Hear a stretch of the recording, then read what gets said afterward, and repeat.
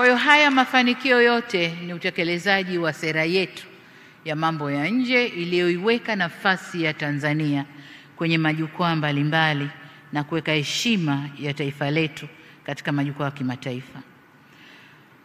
Mheshimiwa Rais wa Zanzibar na waheshimiwa wageni waalikwa, pamoja na mabadiliko haya makubwa yaliyotokea, tumebaini kama walivyobaini wenzetu mwaka 2021 kuwa misingi ya sera yetu ya nje ingali thabiti na halisia. Kilichohitajika ni kufanyika kwa mabadiliko na kuendana na wakati uliopo au nyakati mpya. Kwa ajili hiyo, mwaka 2021 misingi hiyo ilipunguka kutoka 9 hadi 7 kuwa kama ifuatavyo, ambayo ndio sera tulioirekebisha. Misingi ilikuwa 7. Moja ni kudumisha uhuru, dola na kulinda mipaka ya Jamhuri ya Muungano wa Tanzania. 2, kudumisha uhuru wa watu, haki za binadamu na usawa na demokrasia. La 3, kudumisha ujirani mwema. 4, kudumisha umoja wa Afrika.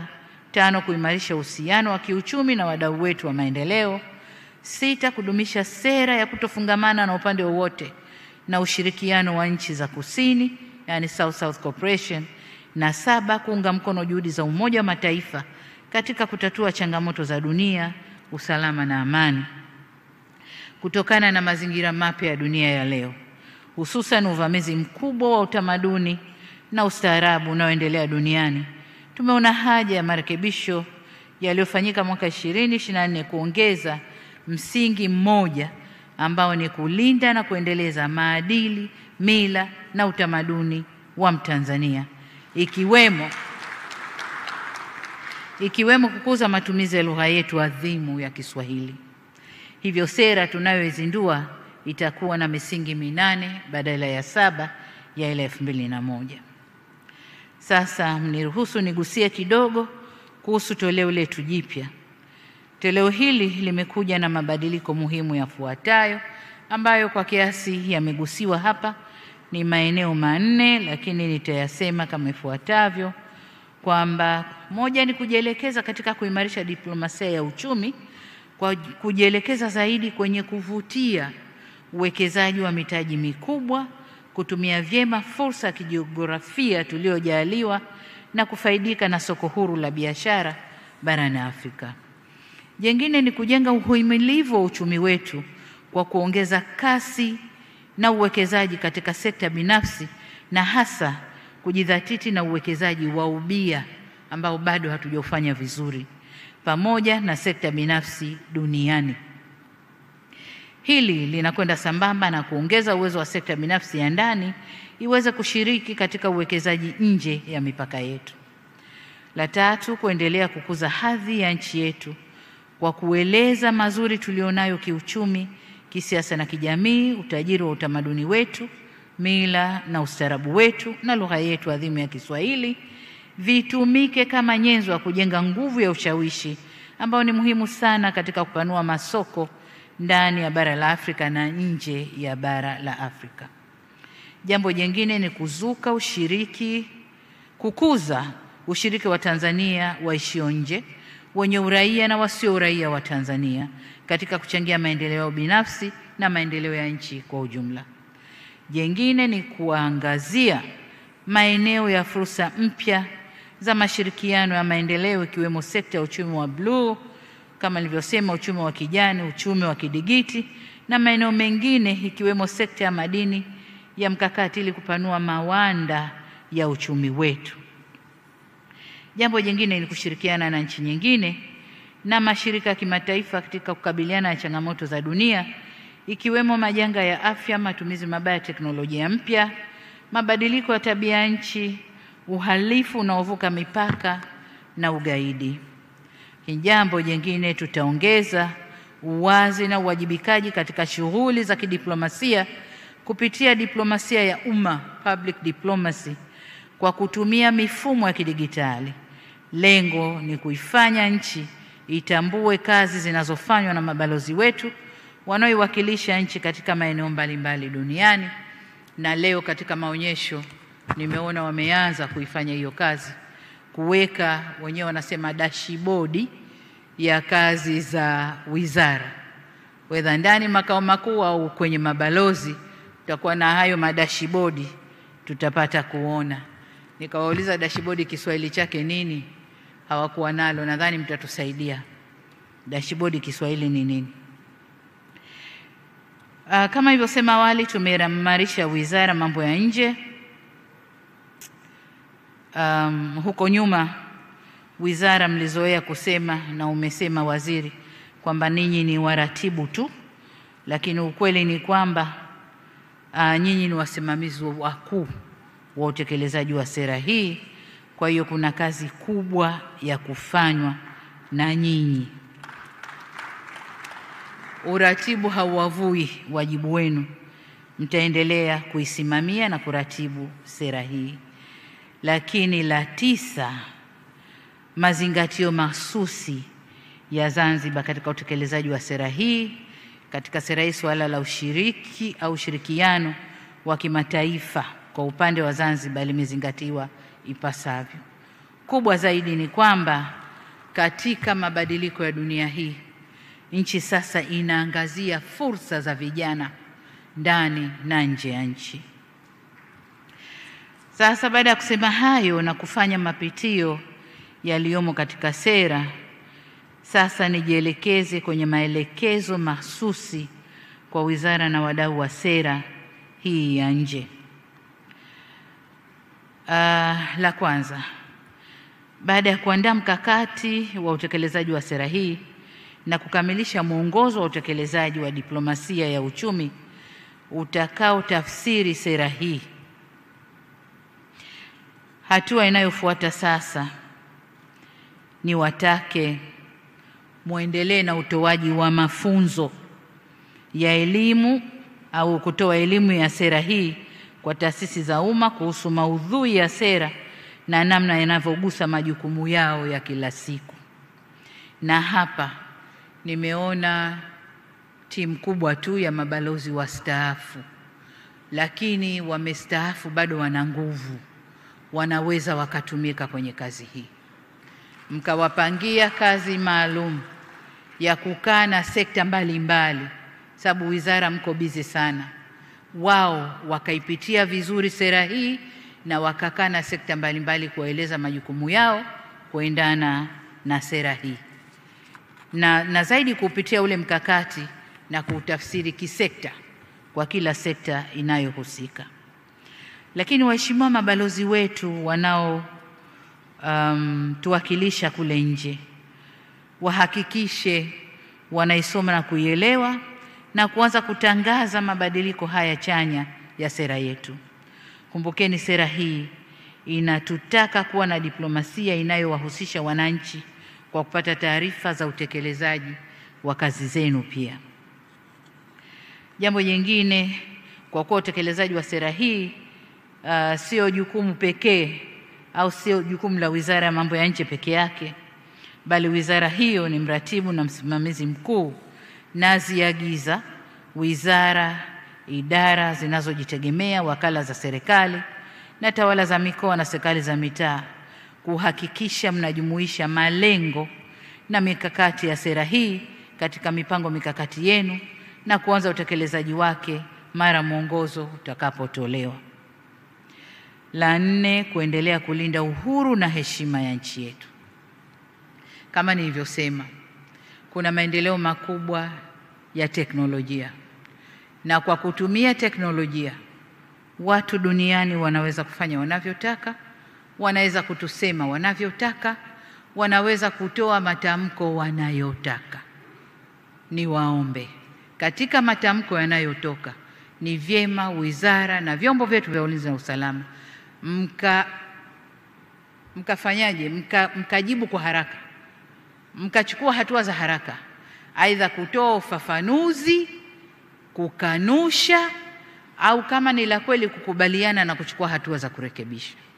Lakini tusiwe shamba la bibi kwamba kila mtu anaweza kuja akasema nalo litaka, lipo Tanzania halipo, watu wakajisemea tu.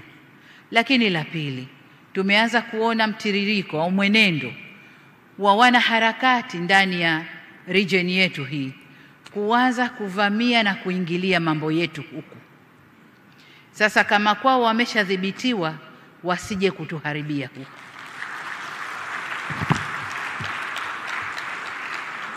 Tusitoe nafasi.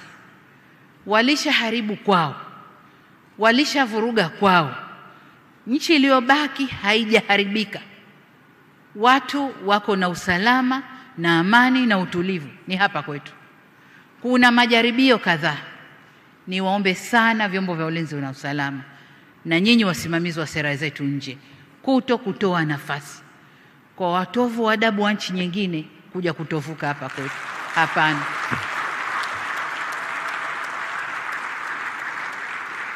Nimeona klipu kadhaa za kunisema niko bias na nini. Nalofanya ni kulinda nchi yangu na ndio wajibu niliopewa. Kwa hiyo hatutatoa nafasi kwa kiumbe yoyote kuja kutuvurugia hapa. Awe yupo ndani au anatoka nje. Hatutatoa hiyo nafasi. Kwa vyombo vya ulinzi na usalama, uhusiano wa kimataifa unagusa pia masuala ya ulinzi na usalama wetu. Kipekee nitumie nafasi hii kuvielekeza vyombo vya ulinzi na usalama kuhakikisha kuwa usalama wa nchi yetu ndani na nje ya mipaka yetu unaangaliwa kwa karibu zaidi. Tumesema hapa dunia imeharibika. Kuna maneno wanasema makosa, uhalifu wa kuvuka mipaka. Kuna mambo kadhaa ambayo yanatuathiri na sisi huku, ugaidi na mambo mengine. Niwaombe muwe makini katika hilo. Kwa Watanzania wanaoishi nje na raia wa nchi nyingine wenye asili ya Tanzania au maarufu diaspora, kwa kuwa sasa serikali imewatambua kama wabia muhimu wa maendeleo, karibuni nyumbani kwa uwekezaji katika sekta za kiuchumi na kijamii, na ni wajibu wenu kuzitangaza sifa njema za Tanzania katika maeneo yenu mnayoishi badala ya kuisema vibaya nchi yenu mlikotoka. Kwa sekta binafsi ya hapa nchini, serikali inajitahidi kufungua milango ya kibiashara ndani na nje ya nchi. Tunawasihi kuzitumia fursa hizo. Vile vile, tunakaribisha zaidi sekta binafsi kutoka nje ya nchi kufanya uwekezaji hapa nchini. Kwa wananchi kwa ujumla na hasa vijana wa Kitanzania, niwasihi kuchangamkia fursa za kiuchumi na kijamii zinazotokana na kutanuka kwa uwekezaji na biashara zinazoendelea nchini. Na hapa nimefurahi kuona vijana waliokuja kutuimbia hapa. Wameimba kwa hamasa na wameimba kwa kuamini moyoni kwamba hii ni sera yao na ni kwa ajili yao.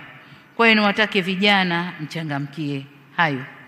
Tayari vijana wetu wa Kitanzania wengi tu wameanza vibiashara vidogo vidogo, vikampuni vidogo vidogo, startups ambazo zinapata msukumo kutoka maeneo mbalimbali. Niwaombe sana vijana wa Kitanzania waendelee na hilo ili waweze kujiajiri na kujenga taifa lao. Lakini jengine, sera yetu hii ya mambo ya nje au uhusiano wetu na nchi za nje, sasa hivi kumeanza kujitokeza kwa uwazi kabisa, serikali kwa serikali, nafasi za ajira kwa vijana wetu nje. Hili nalo niwaombe vijana walichangamkie. Sekta zinazohusika na ajira za vijana wetu nje waweke sera zinazoeleweka, sheria zinazoeleweka, ili vijana wetu wafaidike na fursa hizi. Tujipange kisera, kisheria na kuwatayarisha vijana wetu kwenda kufanya kazi katika ajira za nje.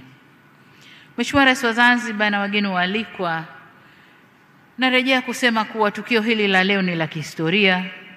Ni utekelezaji wa falsafa yetu ya R4.